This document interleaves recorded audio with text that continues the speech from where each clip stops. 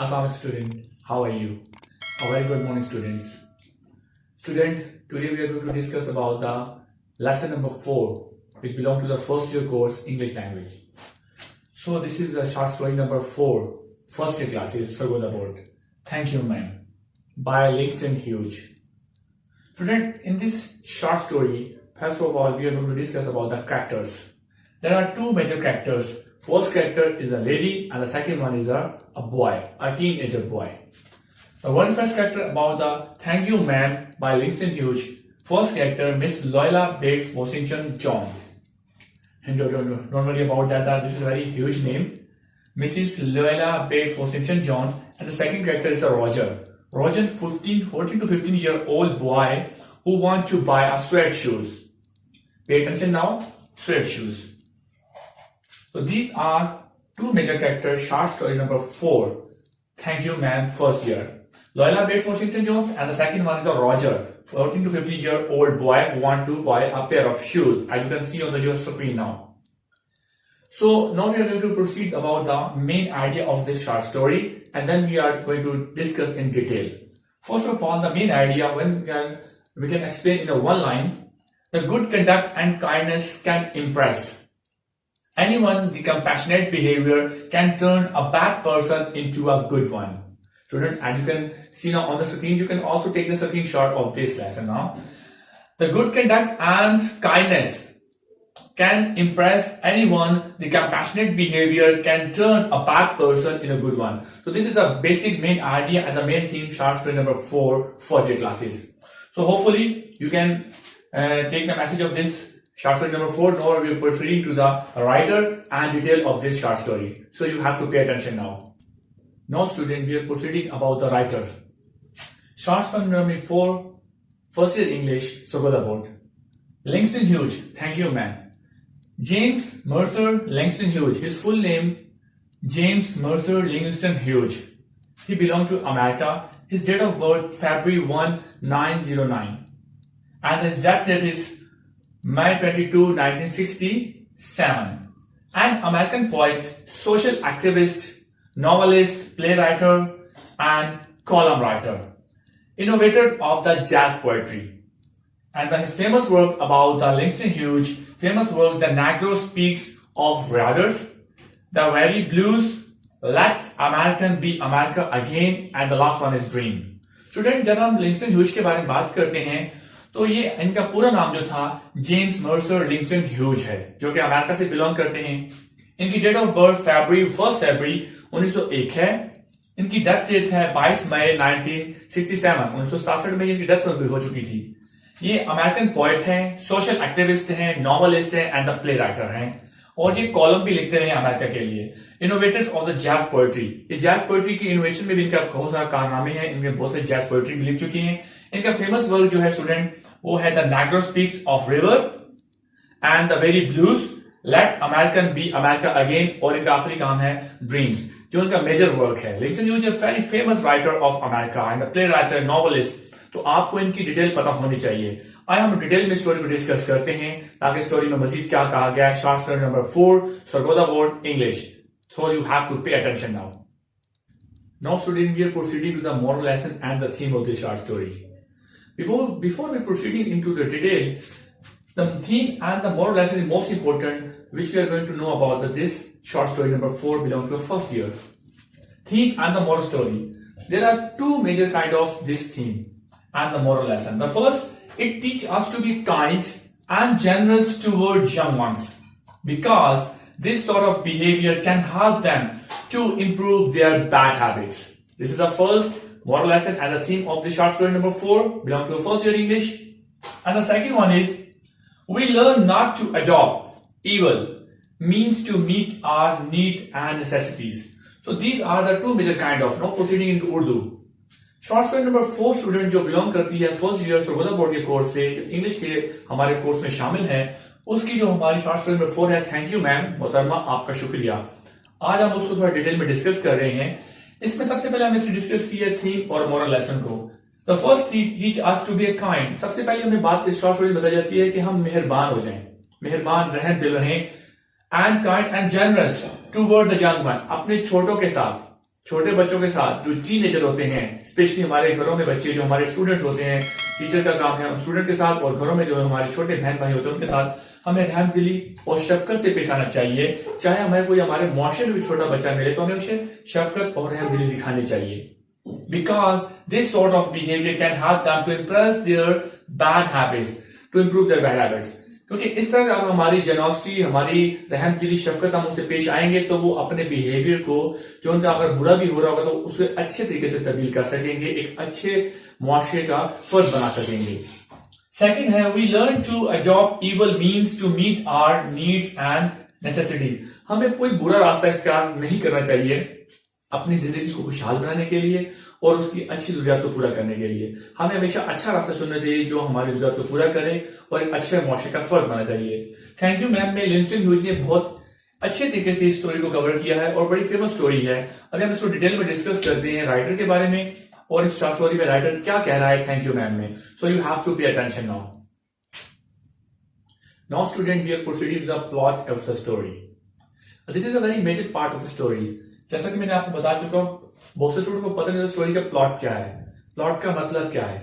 Plots means कहानी की मंसूबाबंदी कैसे की गई है, कैसे स्टोरी शुरू हुई है, स्टोरी में कहा क्या गया है। इसको हम ज्यादातर डिस्कस करेंगे उर्दू में ताकि स्टूडेंट इजीली आप लोग समझ सकें। प्लॉट ऑफ द स्टोरी, कहानी की मंसूबाबंदी, कहानी में कहा क्या गया है, स्टार्टिंग कहां से हुई है, खत्म कहां हो रही है, कहानी के मेन एलिमेंट्स क्या हैं। Thank you ma'am. Short story number 4, first year English. A young boy named Roger takes to snatch the purse of a large woman named Loila। एक लेडी जो ब्यूटी पार्लर में काम करती है रात को 11 साढ़े 11 बजे वापस अपने घर आ रही होती है, जो कि एक कदावर और जोरदार, काफी ना ही इतनी एजड होती है ना ही इतनी यंग होती है। आप कह सकते हैं एक कदावर भारी भरकम औरत होती है जो भारी जिस्म की मालिक होती है और वो रात को 11 बजे आ रही होती है ब्यूटी पार्लर शॉप से। उसके बैग में सब कुछ होता है सिवाय कील और हथौड़े के। बैग मीन्स थोड़ा हैवी होता है। तो जो हमारा है दूसरा प्रोटैगनिस्ट है Roger, a young boy name Roger, वो बैग छीनने की कोशिश करता है यंग लेडी से।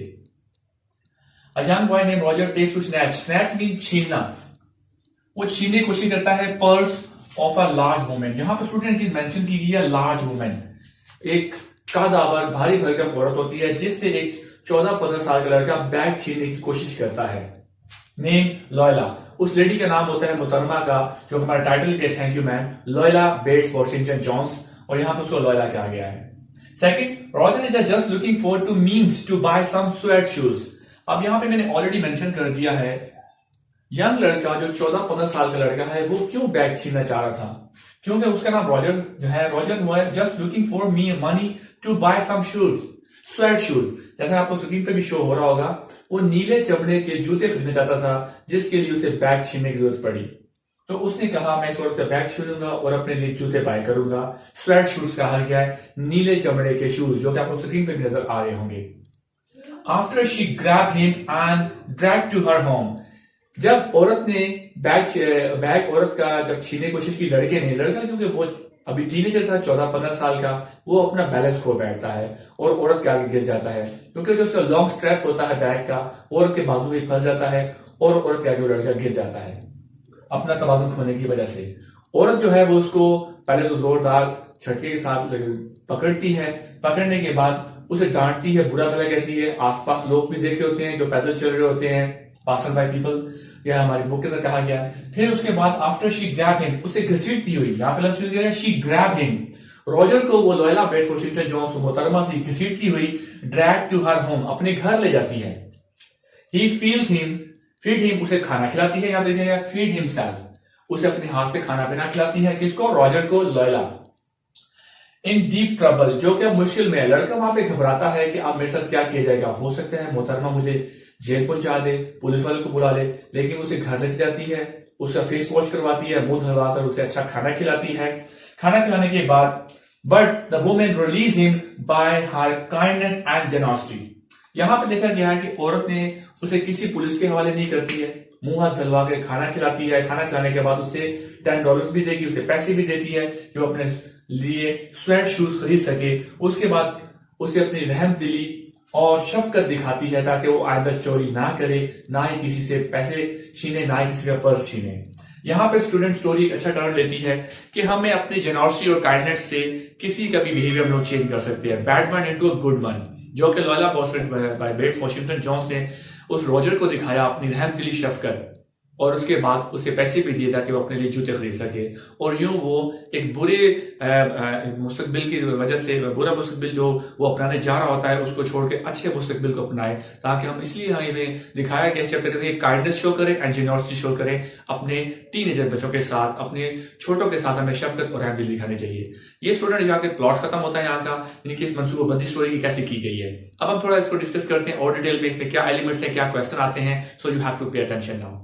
Now student, we are proceeding to the question answer. इस चैप्टर के हम क्वेश्चन से डिस्कस करेंगे जो आपकी स्क्रीन पर भी शो हो रहे हैं। आप इसका स्क्रीनशॉट भी स्टूडेंट ले सकते हैं और आप इसको यहाँ से पढ़ भी सकते हैं। तो student, short story number 4, thank you ma'am, by Langston Hughes, question answer. Our very first question, what was the time when the boy tried to snatch the purse of the woman? क्या time था जब बच्चे ने purse छीनने की कोशिश की? Answer आपकी स्क्रीन पे शो हो रहा है, मैं यहाँ पे पढ़ भी देता हूँ। A large woman carrying a large purse was walking all alone in the darkness of night. It was about 11 o'clock at night when a boy named Roger tried to snatch the purse of a woman. Question number 2. What did happen when the boy tried to snatch the purse? क्या हुआ जब बच्चे ने purse छीनने की कोशिश की? When the boy named Roger tried to snatch the purse of the woman, the strap of the pocketbook broken, single tug. Now यहाँ पे एक चीज मेंशन की है, सिंगल टग, झटके से उसका स्ट्रैप टूट गया, single tug given by the boy, he could not maintain his balance, he fell on the sidewalk and his legs flu up. Hopefully आपको स्क्रीन पर आंसर शो भी हो रहा होगा और आप समझ भी गए होंगे। Question number 3, what was the reaction of the woman when a boy named Roger fell on the sidewalk and his legs flu up? Woman simply turned around and kicked him right square in the blue jean sitter. So this was the reaction of the Loyola Bates Washington John.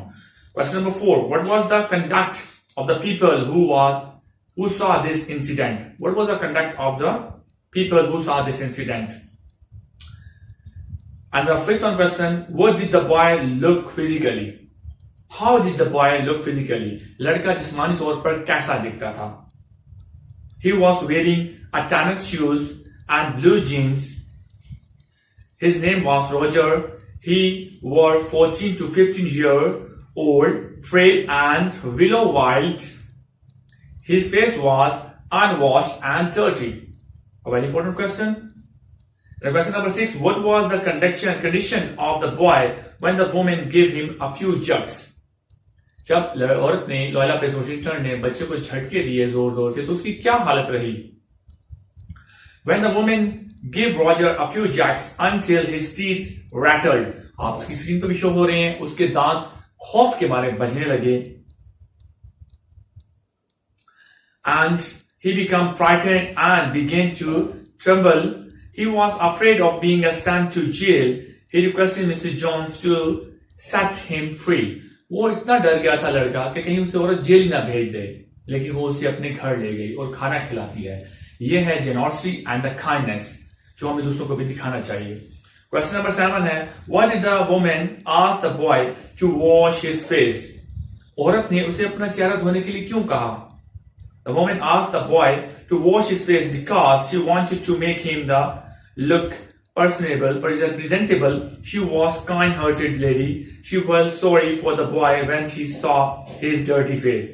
औरत ने उसको इसलिए उसका कहा कि अपना चेहरा धो लो क्योंकि वो एक प्रेजेंटेबल, एक मुनासिब, साफ सुथरा, सोबर दिखे, और इसलिए उसको खाना भी खिलाया और अपनी काइंडनेस शो की। Question number 8, why did that boy run from his house?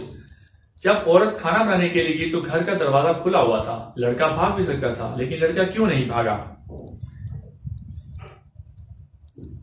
The boy didn't run from the house of woman because he didn't not trust woman not to trust him, and he did not want to mistrust it now. Miss John's kind feeling affected the boy. He was impressed by this kindness of the woman.